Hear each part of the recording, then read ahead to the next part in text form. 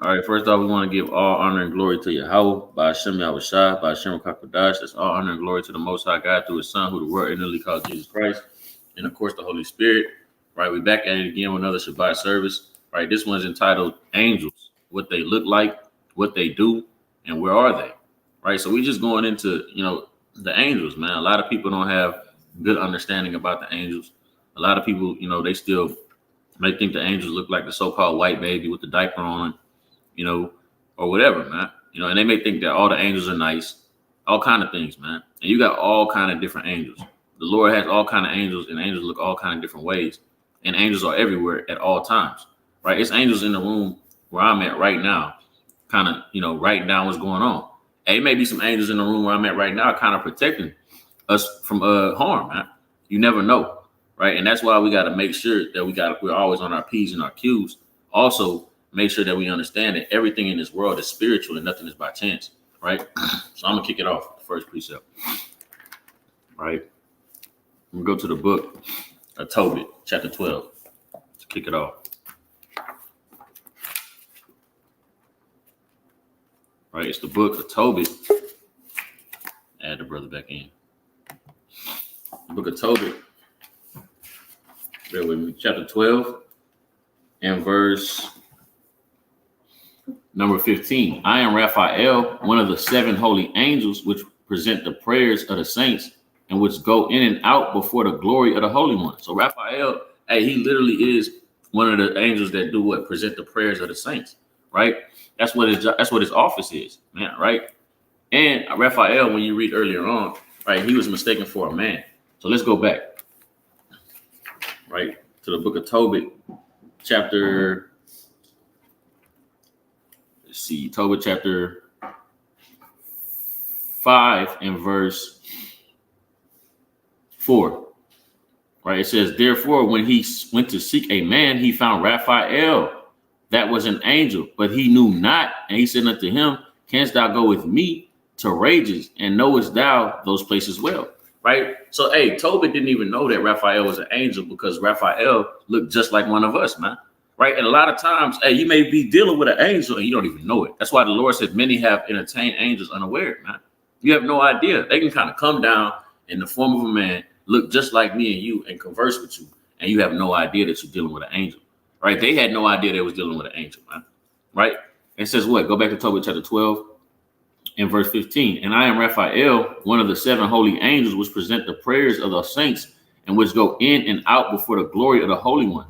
Then they were both troubled and fell upon their faces, for they feared. But he said unto them, fear not, for it shall go well with you. Praise the Most High, therefore, for not for any favor of mine, but by the will of the Most High I came. Wherefore I praise him forever. All these days I did appear unto you, but I did neither eat nor drink, but ye did see a vision. So they literally could put a vision in your mind and make you believe that they're eating or drinking, and they're not even eating and drinking. So you have no idea what's going on with these angels. There's no way to know, right? Because they can literally put things into your mind and make you think you're seeing things in a trance that you have no idea that you're seeing, right? So angels can come as a form as a man, right? And one of their offices could be what? To present the prayers of the Holy One, present the prayers of the Israelites to the Holy One, which is the Most High, right? He also did what? He also bound up Asmodeus, the devil, man, right? He bound up Asmodeus, the devil, which was the evil spirit that was on Sarah, Tobias's wife, man, right? So, they have many offices, right? And he did what? He took the scales off of Tobit's eyes in order for Tobit to receive his sight, right? Let me get one more precept. I'm going to go to the books I'm in the Apocrypha already of 2nd Ezra. Right, it's the book of 2nd Ezra, chapter 4. And I'm going to start at the top. It says, and the angel that was sent unto me, whose name was Uriel, gave me an answer. Right, so literally the angels can come and give answers unto people, man. Literally show up and kind of give you an answer. You praying unto the Lord, you throwing up prayers unto the Most High consistently. And the next thing you know, the Most High throws an angel your way to give you an answer, right? Because they're what? They're the messengers of the Lord. So the angels can literally give you answers, man. That's another office of the angels, right? So they present prayers to the Most High. They can heal you, right? They can cast out devils, right? And they can also give you answers, right? Let me get one more since we're here. Let me get Sirach chapter 39.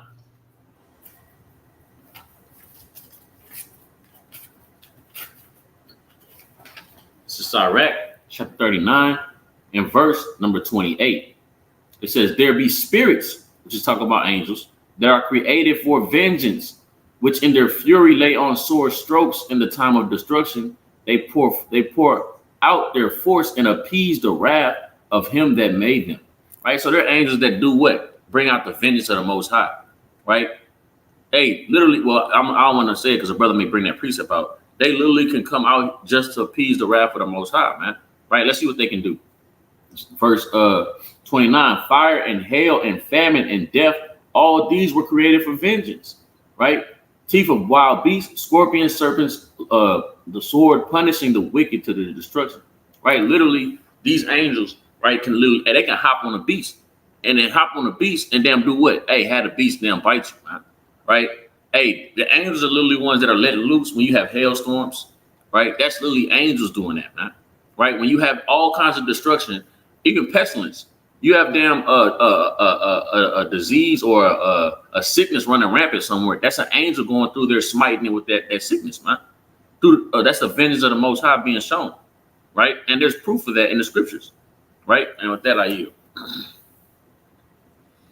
Con. The brother brought us some mighty points about the angels, right? So another chief position of the angels is that they're ministering spirits to the saints. All right, let's get this real quick. The book of Hebrews. The book of Hebrews, chapter 1 and verse 13. It says, but to which of the angels said he at any time, sit on my right hand until I make thine enemies thy footstool? Are they not all ministering spirits sent forth to to minister for them who shall be heirs of salvation? Right?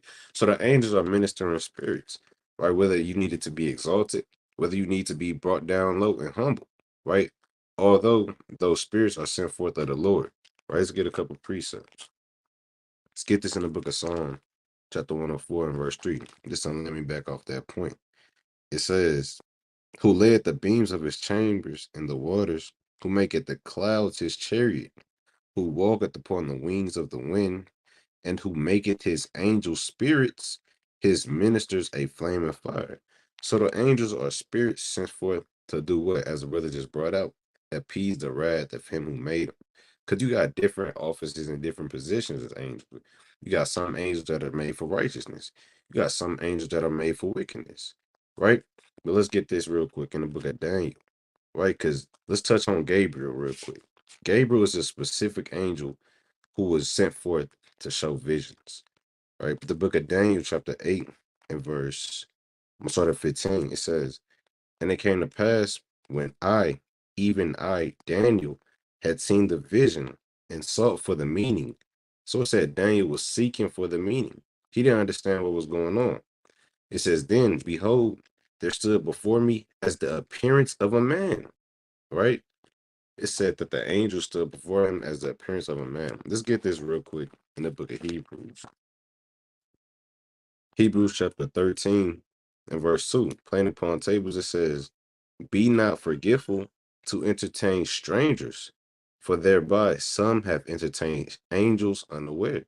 So an angel could take on a form of anything, right? Whether that be a spirit, like the brother said, hop on an animal, right? It could be, your next door neighbor who you damn chop it up with 24/7, right? Let's go back. Daniel chapter 8 and verse 15. It says, there stood before me as the appearance of a man, and I heard a man's voice between the banks of Ulah, which called and said, Gabriel, make this man to understand the vision. So Gabriel was specifically told to what? Allow this man to see the vision. Allow this man to understand the prophecy of what's going on, what's going to happen. Right? So that's one specific account. Let's get another one. Let's get this in the book. I want Colossians. Right? Because oftentimes we think about angels and we think about creepy little white people. Right? But we got to understand this is a spiritual thing that's going on. Right? The book of Colossians, chapter 1, and verse 16. It says, for by him were all things created that are in heaven and that are in earth, visible and invisible. So the angels, they're kind of invisible. They could be visible, right? Much like in the book of 2 Kings, the 6th chapter, when the Lord told Elijah when Elijah asked the Lord to open the sight of the young man, they me see the chariots of fire, right? Lord willing, our brother may bring that out. Let's get one more. What do these angels look like? Let's go to the book of Ezekiel. All right, Ezekiel chapter 1.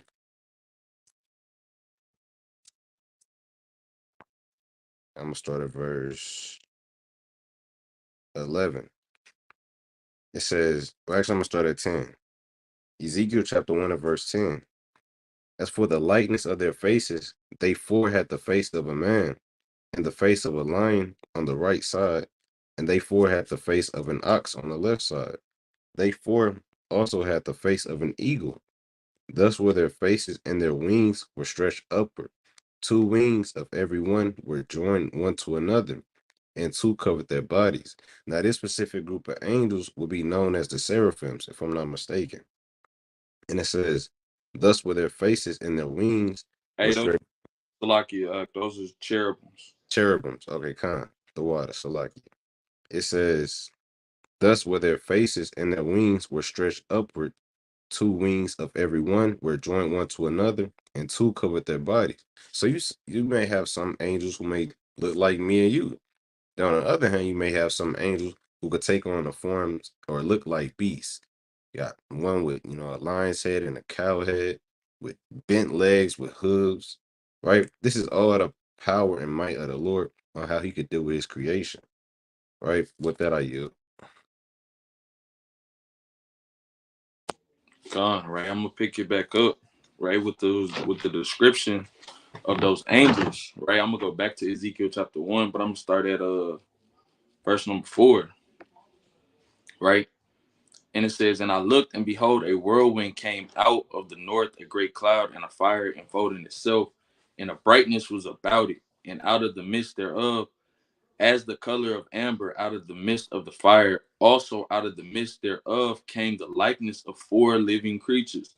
And this was their appearance, that they had the likeness of a man, right? So just like that brother said, hey, they have the appearance, right? They had the likeness of a man. It said, and every one had four faces, and every one had four wings, right? Which is how you know that they're cherubims, right? Because cherubims have four wings. It says, and their feet were straight feet, and the sole of their feet was like the sole of a calf's foot, and they sparkled like the color of burnished brass. And they had the hands of a man under their wings on their four sides, and they four had their faces and their wings. It says their wings were joined one to another. They turned not when they went everyone straight forward. As for the likeness of their faces, they four had the face of a man, the face of a lion on the right side, and they four had the face of an ox on the left side, and they four had also the face of an eagle. Right, so that's a description of those cherubims, right, that you can see in Ezekiel chapter 1 and verse 5. Right, let me get this in the book of Isaiah chapter 37. Right,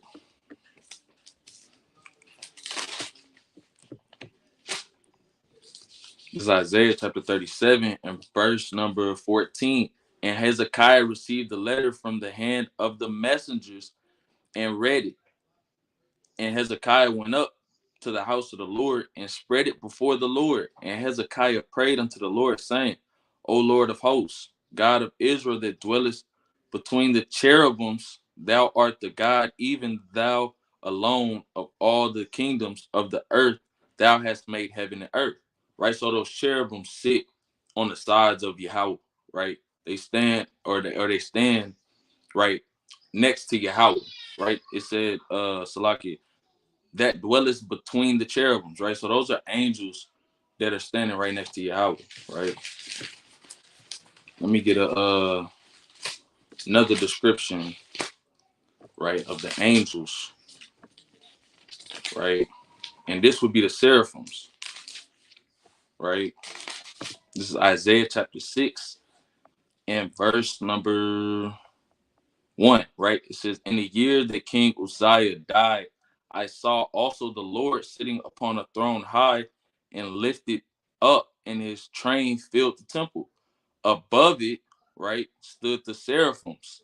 Each one has 6 wings, right? So the difference between cherubims and seraphims, right, is the seraphims have 6 wings, right? It says with twain he covered his face. So that means with 2 of his wings he covered his face.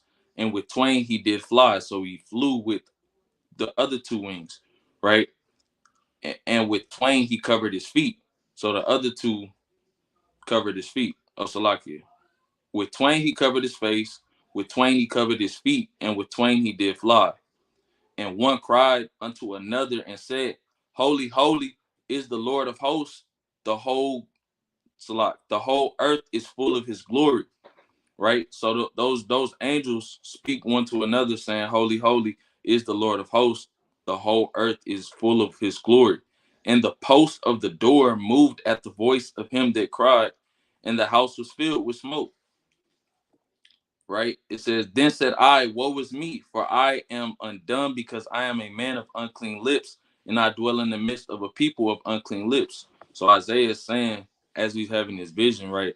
Isaiah is saying, I have unclean lips, and I dwell in the midst of unclean nation, right? Reading on, it says, where was I at? Salah. For mine eyes have seen the King, the Lord of hosts. Verse number 6, then flew one of the seraphims, which is those angels, unto me, having a live coal in his hand, which he had taken with the tongs from off the altar. And he laid it upon my mouth and said, Lo, this hath touched thy lips, and thine iniquity is taken away, and thy sin purged. Right? Also, I heard a voice of the Lord saying, Whom shall I send, and whom will I go for us? Then said I, Here am I, send me. Right? And he said, Go and tell this people, hear ye indeed, but understand not, and see ye indeed, but perceive not. Right? And so that seraphim, right, took the coal off of the altar, right, and put it in Isaiah's mouth to cleanse him of that iniquity that he had. Right? So that's another thing that those seraphims were doing. They take the charge of the Most High God. Whatever the Most High God tells them to do, hey, they do it in all subjection. Right? But with that, I'm going to yield.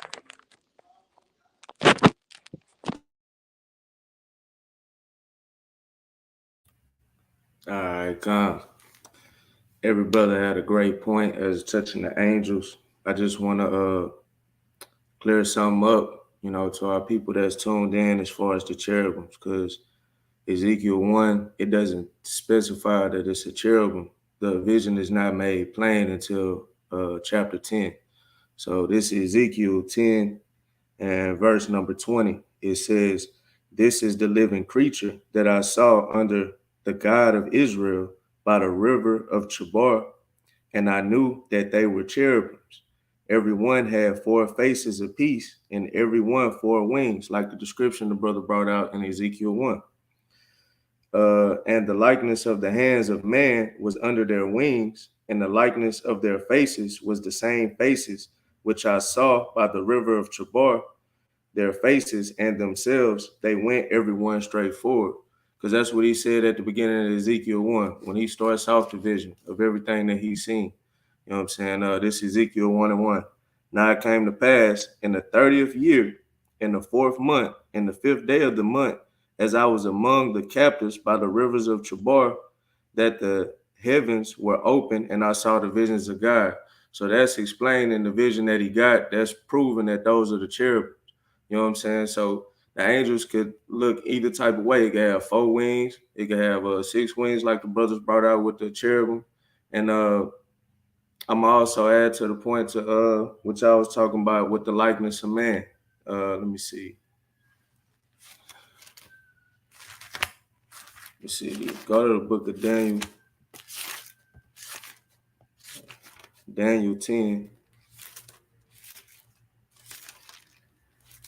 All right, here we go. So this is Daniel 10 and verse.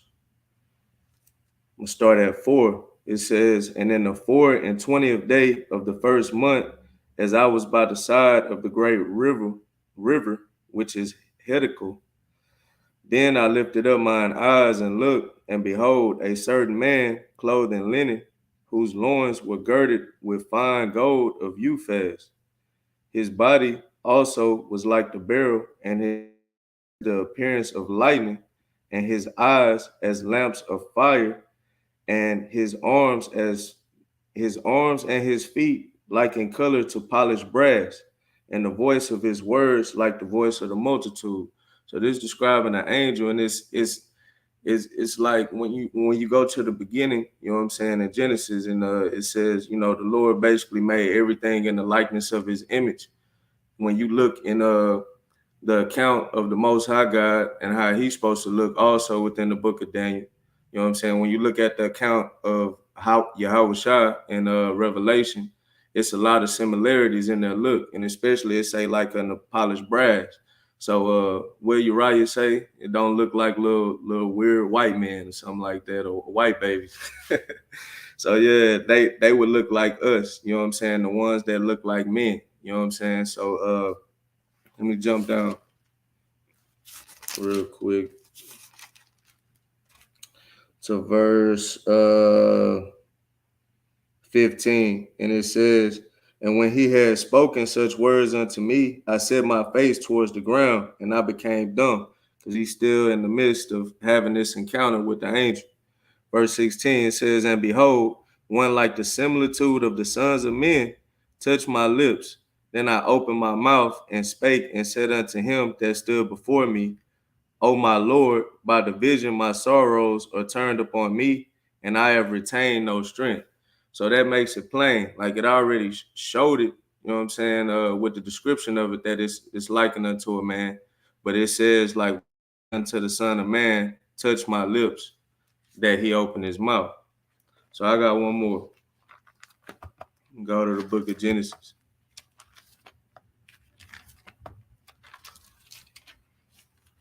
Genesis 19. And I'm going to start at the top. It says, and there came two angels to Sodom at even, and Lot sat in the gate of Sodom, and Lot, seeing them, rose up to meet them, and he bowed himself with his face toward the ground. And he said, behold, now my lords, turn in, I pray you, into your servant's house, and tarry all night, and wash your feet, and ye shall rise up early and go on your ways. And they said, nay, but we will abide in the street all night. And he pressed upon them greatly, and they turned in unto him, and entered into his house, and he made them a feast, and did bake unleavened bread, and they did eat. But before they lay down, the men of the city, even the men of Sodom, compassed the house round, both old and young, all the people from every quarter. And they called unto Lot and said unto him, where are the men which came into thee this night? So it's low-key going into what the brother Gabor brought out in Toby. You know what I'm saying? They were unaware that this was an angel. This was a man. It looked like two men that went into his house, and they went to the door to knock on him, talking about who is these two men. But yeah, with that, I'll pass. And just to add on to what the brother was bringing out in that Genesis chapter, those two angels were sent to Sodom to destroy it. So when it says like the Lord rained down fire and brimstone upon Sodom and Gomorrah, it was actually those two angels, which we brought out in Sirach 39 and 28. You know what I'm saying? So that's literally, destroying angels, right? This is the book of Joshua chapter 5, right? And I'm gonna start at verse 13, and it says, it came to pass when Joshua was by Jericho that he lifted up his eyes and looked, and behold, there stood a man over against him with his sword drawn in his hand. And Joshua went unto him and said unto him, art thou for us or for our adversaries? And he said, nay, but as the captain of the host of the Most High am I now come. And Joshua fell on his face of the earth and did worship, and said unto him, what saith my Lord his servant? And the captain of the Lord's host said unto Joshua, loose thy shoe off thy foot, for the place wherein thou standest is holy ground. Joshua did so. That was Yahweh Shai, man. Kind of came down, with a sword in his hand, right, and was standing there to speak with Joshua, man. Right. And at first, Joshua, he didn't realize who it was. He kind of thought, he thought it was a man. He said, hey, you for us or you for our adversaries, man? Then he kind of realized who it was when he told him, I'm the captain. We understand the captain is the leader. So I'm the captain of the Lord of hosts, man. So if he's the captain of the army of the Lord of hosts, we know that Yahweh Shah also, he told him what? Loose thy shoes from thy feet for what I stand at this holy ground. And Joshua worshiped him. You know what I'm saying? Any other angel would tell you not to do so. So we know that that's Yahweh Shah, right? So Yahweh Shah is an angel, man. Right? He's the chief angel, man. The chief of the chief angels, right? And he's a destroyer as well, man. Right? Let's get another precept. Let's go to First Kings chapter 22. Right? It's the book of First Kings chapter 22 and verse, let's see. What I want is it 22? Might be 21. Oh, I'm in 21. So like chapter 22 and verse number 22 and verse number, I'm gonna start at verse number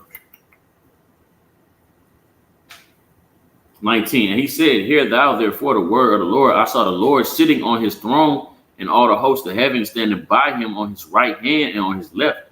And the Most High said, who shall persuade Ahab that he may go up and fall at Ramoth Gilead? And one said on this manner, and another said on that manner. And there came forth a spirit, which would be an angel, and stood before the Most High and said, I will persuade him. And the Lord said unto him, wherewith? And he said, I will go forth, and I will be a lying spirit in the mouth of all his prophets. And he said, thou shalt persuade him and prevail also. Go forth and do so, man. So, hey, these angels can literally hop on a man. Just like I brought out, they can hop on beasts. They can hop on a man, right? They can kind of hop on a man and possess a man's body and have him lie to you or have him do all kind of things, man, right? The angels can do that as well, man, because they're spirits. It's all spiritual, man, right? That's why you can see them or not see them. That's why they can give you visions or not give you visions, because it's all spirits, man. So when they hop on Ahab's lying prophets, and they lied to Ahab, and he went up and fell, just like the Lord said, man. Right? So they can literally hop on your everyday people, man. Just like how the evil, well, that lying spirit is an evil spirit. Just like how an evil spirit can hop on you and get you to kind of go off. Hey, that's an angel that hopped on you, man. Because those spirits are angels, man. Right? They minister to the Most High. They're servants of the Most High. They're messengers of the Most High, man. Right? So they are angels, man. Right? Let's get another one. Let's go to First Chronicles, chapter 21.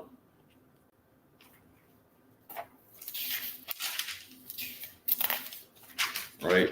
It's the book of First Chronicles, chapter 21 and verse number 15. And Yahweh sent an angel. Matter of fact, I'm going to read up to verse number 14. So the Lord sent pestilence upon Israel, and there fell of Israel 70,000 men. So it's pestilence. Pestilence is diseases, right? And sickness, right? But did he just kind of stir it up like how Esau kind of thinks he's doing when he's in his lab concocting COVID, or concocting the flu or all these other various things? Is that what happened? No, that's not what happened, man. Right? What happened is literally an angel was sent out, man. That's what we're going to read. So it says what? Verse number 15. And Yahweh sent an angel unto Jerusalem to destroy it. And as he was destroying it, the Lord beheld, and he repented him of the evil, and said, the angel that destroyed it, it is enough.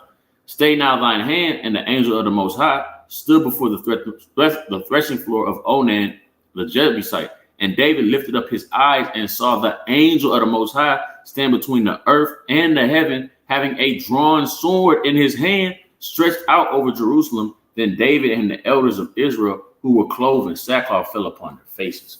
And that's plain, man. Right? So he had a drawn sword. So he wasn't actually cutting people's neck with that sword. That sword was concocting that pestilence, man. Right?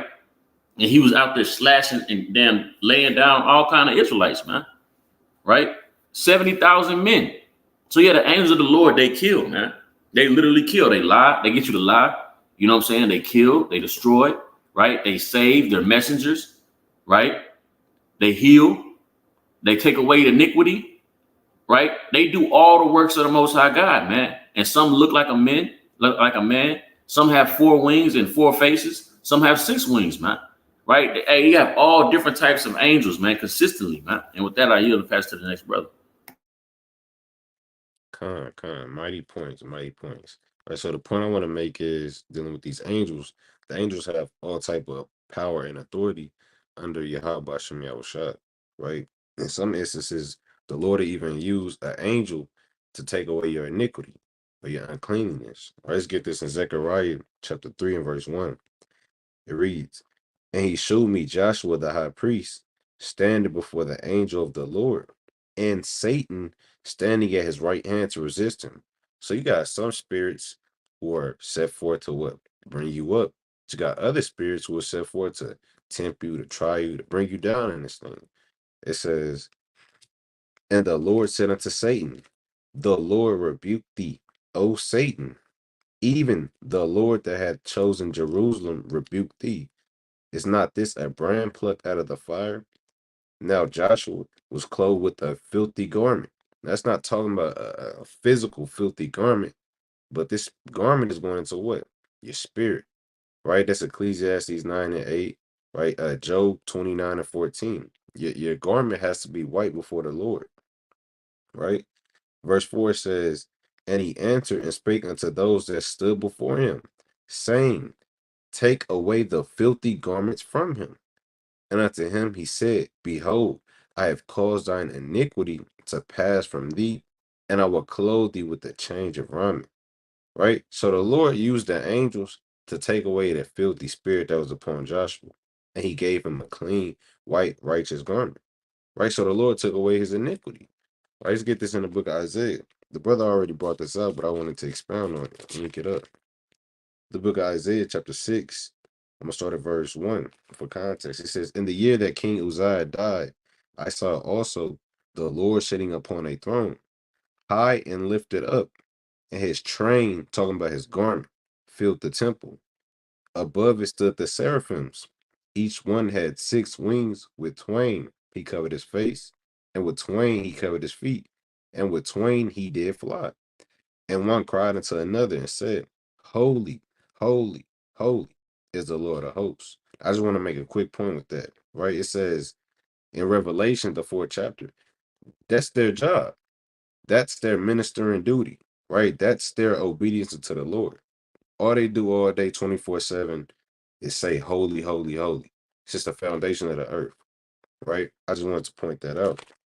But reading on, it says, "And the posts of the door moved at the voice of him that cried, and the house was filled with smoke. Then said I, Woe is me, for I am undone, because I am a man of unclean lips, and I dwell in the midst of a people of unclean lips. For mine eyes have seen the King, the Lord of hosts. Then flew one of the seraphims unto me, having a live coal in his hand, which he had taken with the tongs from off the altar. And he laid it upon my mouth and said, Lo, this hath touched thy lips, and thine iniquity is taken away, and thy sin purged." So the Lord could use an angel, which I brought out through the precepts earlier, as ministering spirits to take away spirits, to add forth spirits. Right? Let's get a precept like that. Let's go to the book of Daniel, the 10th chapter. Right? Because the Lord could use an angel to withhold you from certain understandings.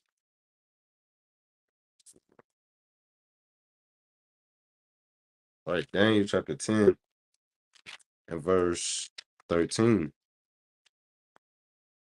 I'm gonna start at verse 12. It says, "Then said he unto me, Fear not, Daniel, for from the first day that thou didst set thine heart to understand and to chasten thyself before thy God, thy words were heard, and I am come for thy words. But the prince of the kingdom of Persia withstood me." Now, who was the prince of the kingdom of Persia? Let's go to the book of Matthew, the 4th chapter. It's like it may be in Luke. Matthew 4 and Luke 4 are synonymous. Bear with me. Go to Daniel chapter 12. Not lie. That's not what I'm looking for, King. I'm gonna read this real quick. The book of Luke, chapter 4, and I'm gonna start at verse 1 for context. It says, "And Yahushua, being full of the Holy Ghost, returned from Jordan and was led by the Spirit into the wilderness, being 40 days tempted of the devil. And in those days he did eat nothing. And when they were ended, he afterward hungered. And the devil said unto him, if thou be the Son of God, command this stone that it be made bread.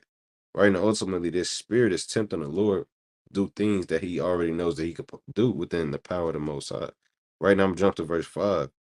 It says, and the devil, taking him up into an high mountain, showed unto him all the kingdoms of the world in a moment of time. And the devil said unto him, right? And this spirit, this angel, is tempting the Lord, right? It says, all this power will I give thee, and the glory of them, for that is delivered unto me, and to whomsoever I will, I give it.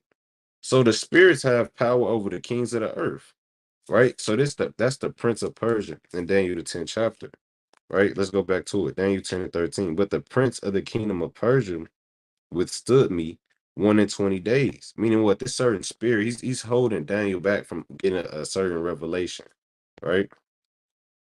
Shalaki. It says, but lo, Michael, one of the chief princes, came to help me, and I remained there with the kings of Persia. Right? Meaning what? That ministering spirit, that ministering angel, Michael, the archangel, right? He came and relieved that sort of pressure or anxiety or whatever the case may have been, right? As we just read in Zechariah 3rd chapter. But I yield with that.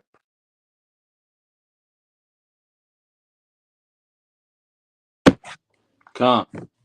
All right. Let me get this precept in Luke chapter 1, verse 19. Next, I'm going to start up above on it, right? Because the brother's making a good point, right?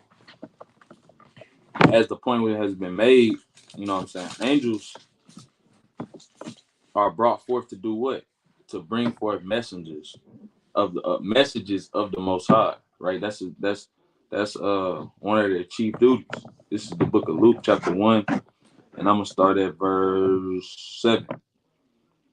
I'm gonna start at 5. There was in the days of Herod, the king of Judea, a certain priest named Zacharias of the course of Abiah, and his wife was of the daughters of Aaron, and her name was Elizabeth. And they were both righteous before Yahweh, walking in all the commandments and ordinances of the Lord blameless. And they had no child because that Elizabeth was barren.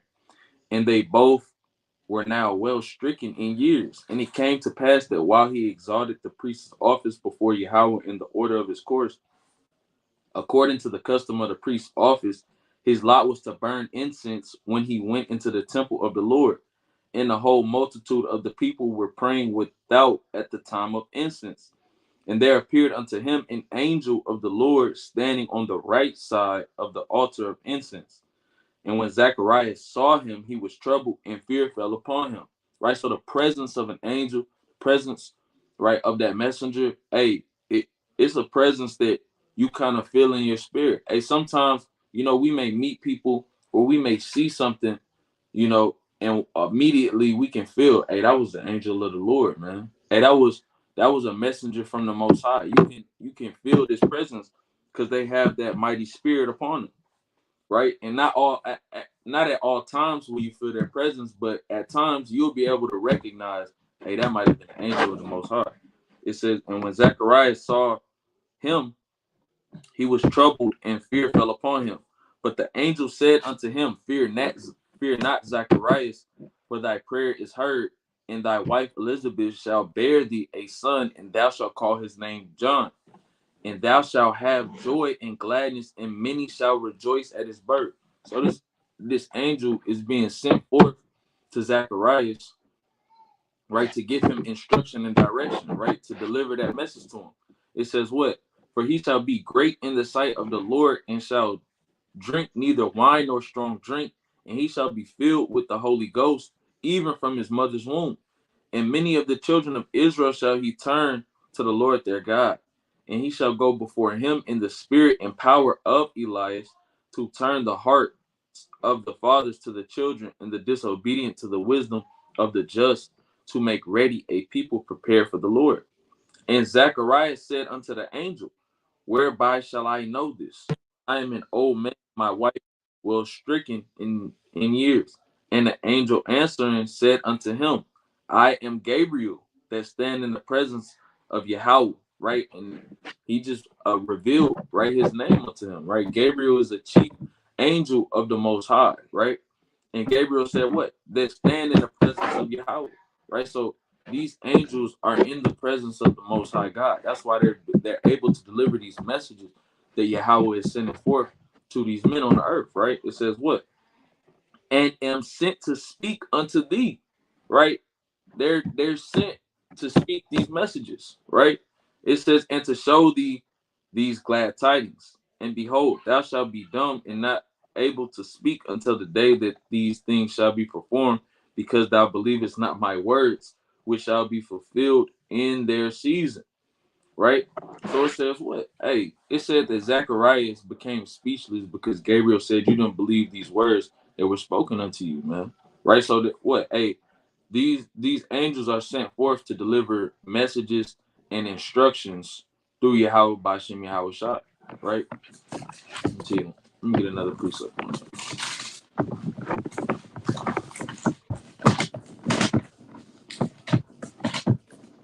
So like actually, you know, I'm a yield.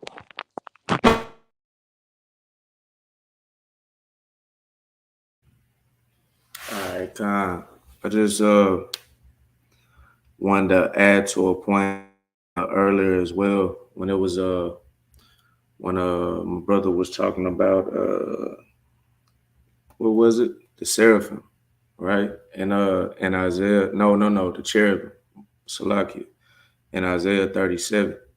So in that same account as well, you know what I'm saying, they have angels being destroyers, you know what I'm saying? So I'm gonna get this in Sirach, because this is touching the exact same account. It's just, you know, reiterating it in a small amount of words. You know what I'm saying? So this is Sirach 48 and 17. It says, Ezekiel fortified his city and brought in water into the midst thereof. He digged the hard rock with iron and made wells for waters.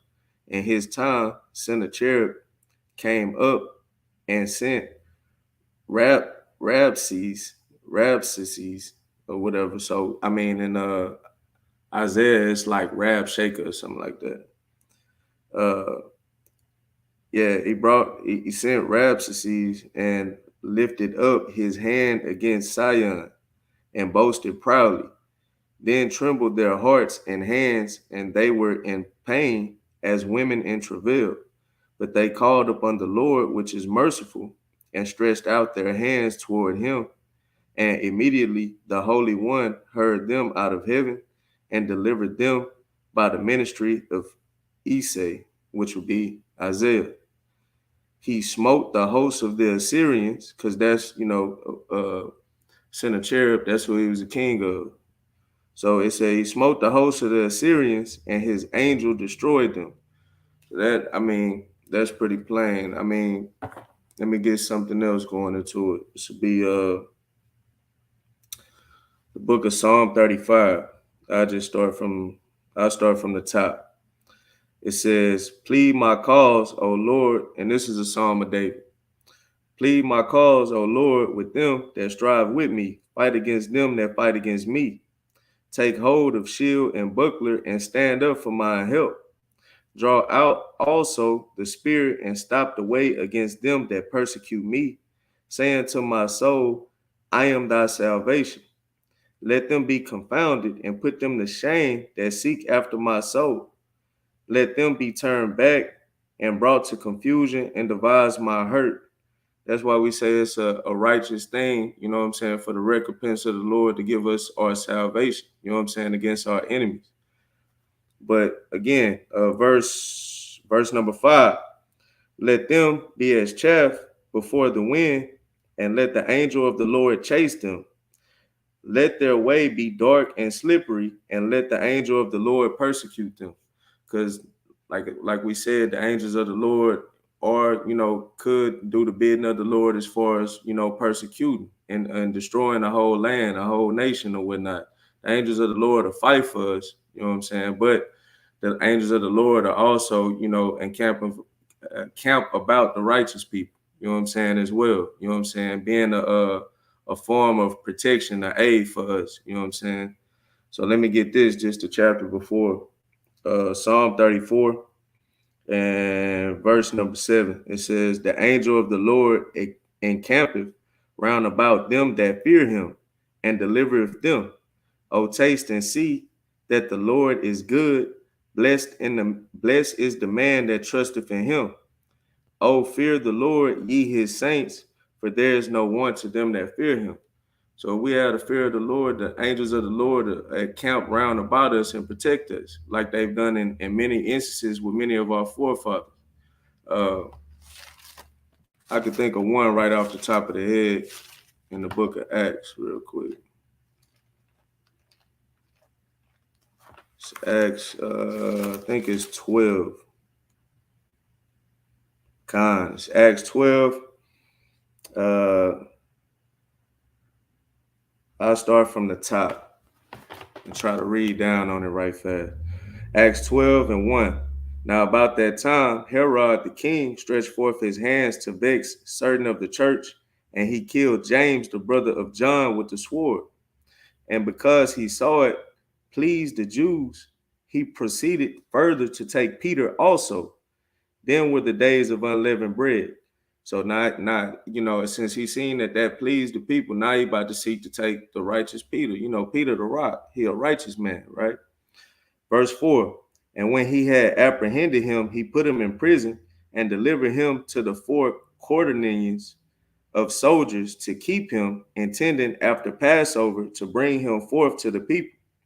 Peter therefore was kept in prison, where prayer was made without ceasing of the church unto God for him. That's why, that precept goes hand in hand with it. The prayers of the righteous, a righteous man availeth much. You know what I'm saying? Because it ended up coming in his aid. But let's keep going. Verse 6. And when Herod would have brought him forth the same night, Peter was sleeping between 2 soldiers, bound with 2 chains, and the keepers before the door kept the prison. And behold, the angel of the Lord came upon him, and a light shined in the prison, and he smote Peter on the side and raised him up, saying, arise up quickly, and his chains fell off from his hand. So this brother is shackled in between 2 guards. And then, the angel come through and just get him up out of there. You know what I'm saying? With no issues, no problem. With them being unaware. Right? Verse 8. And the angel said unto him, gird thyself and bind on thy sandals. And so he did. And he said unto him, cast thy garment about thee and follow me. And he went out and followed him, and wist not that it was true, which was done by the angel, but thought he saw a vision. When they were past the first and the second ward, they came unto the iron gate that leadeth unto the city, which opened to them of his own accord. And they went out and passed him through one street, and forthwith the angel departed from him. And when Peter was come to himself, he said, now I know of a surety that the Lord have sent his angel and have delivered me out of the hand of Herod and from all the expectation of the people of the Jews. Because that's plain. He going to camp around about the righteous individuals and save them. Well, the angels, or he going to send forth his angels, you know what I'm saying, to hold watch and keep us. You know what I'm saying? I got one more, because I know a lot of people have, a bad interpretation, when it come down to the angels. That's why we're bringing it out. When you think about them, you think that, they're, all good, they're all for, ultimately they're carrying out righteousness. But I'm just saying, everybody thinks they're all peaches and cream, or if it's of the Lord, it would have to be, good. Or, like when they bring out that in 1 Corinthians about, love is kind, love is this, love is that, and thinking that it's all supposed to be good. But everything is of the Lord. So this is Sirach 11 and 14. It says, prosperity and adversity, life and death, poverty and riches come of the Lord. Everything comes of the Lord. That's what we got to understand. So the angels, they're simply, carrying out the acts of the Lord, whether it be like the one that Gabor was talking about, that can go down and be a lion spirit, these death angels that we're talking about, or these ones that's camping about his people, saving them. But you got it, brother. I'm gonna just get a closing precept and let brothers get closing ones, and we'll close out. Right. This is the book of Bel and the Dragon. All right, it's only one chapter, verse number 33. Now there was in Jewry, Salakia, there was in Jewry a prophet called Habakkuk who had made pottage and had broken bread in a bowl and was going in the field for to bring it to the reapers. But the angel of the Most High said unto Habakkuk, go carry the dinner that thou hast into Babylon unto Daniel who is in the lion's den. And Habakkuk said, Lord, I have never saw Babylon, neither do I know where the den is. Then the angel of the Most High took him by the crown and bare him by his hair for his head, and through the vehemency of his spirit set him in Babylon over the den. And Habakkuk cried, saying, O Daniel, Daniel, take the dinner which the Most High has sent thee. And Daniel said, Thou hast remembered me, O Yahweh, neither hast thou forsaken them that seek thee and love thee. So Daniel arose and did eat, and the angel of the Most High set Habakkuk in his own place again immediately, man. So not only can the angels protect you, not only can the angels heal you, not only can the angels kill you, not only can the angels smite you, not only can the angels hop on you, the angels can damn take you and teleport you to a whole nother damn place, man, and then bring you back where you was, man. Right? Because it's all of the will and the power of the Most High, man. He damn teleported Habakkuk to the damn lion's den in Babylon, man, while Habakkuk was somewhere in damn Israel, man. Right? That's playing upon tables, right? So with that, I yield. I'm gonna get this precept right here in the book of Second Maccabees, chapter 11, and I'm gonna start at verse 6. Salaki. It says, now when they that were with Maccabeus heard that he besieged the holds, they and all the people that were with lamentation and tears besought the Lord that he would send a good angel to deliver Israel. Then Maccabeus himself first of all took weapons, exhorting the others that they would jeopard themselves together with him to help their brethren. So they went forth with a willing mind. And as they were at Jerusalem, there appeared before them on horseback one in white clothing, shaking his armor of gold. Then they praised the merciful God all together and took heart, insomuch that they were ready not only to fight with men, but with most cruel beasts, and to pierce through walls of iron. Thus they have marched forward in their armor, having an helper from heaven. So the Lord sent this angel, this minister in spirit, to basically help Maccabees destroy their enemies, right? And just putting things in a perspective, right? You and your men, you're in battle, you're in low spirits, and you look up and see an angel standing on a white horse, shaking his glittering armor. Man, you ready to go to war, you ready to destroy everything, right? It said that these men, they were ready to pierce through cruel beasts and to pierce through walls of iron, right? It says, thus they marched forward in their armor, having a helper from heaven, for the Lord was merciful unto them, right? And that's pretty plain, right? The Lord, you know what I'm saying, through much beseeching him, as we read in Daniel, the 10th chapter, right? Hey, the Lord could send you a helper to help you cast down Satan, to help you cast down whatever it may be that's holding you down, whatever type of spirit it is. With that, I yield.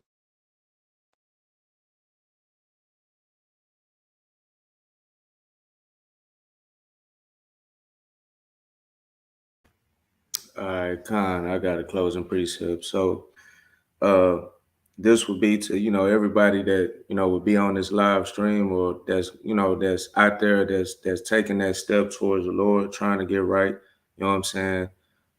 Putting away, that old wicked man, and, renewing your spirit, you know what I'm saying? This is what you got coming for you, you know what I'm saying, when you turn to the Lord. So this would be Psalm 91 and verse number 9. It says, because thou hast made the Lord, which is my refuge, even the Most High, thy habitation, there shall no evil befall thee, neither shall any plague come nigh thy dwelling.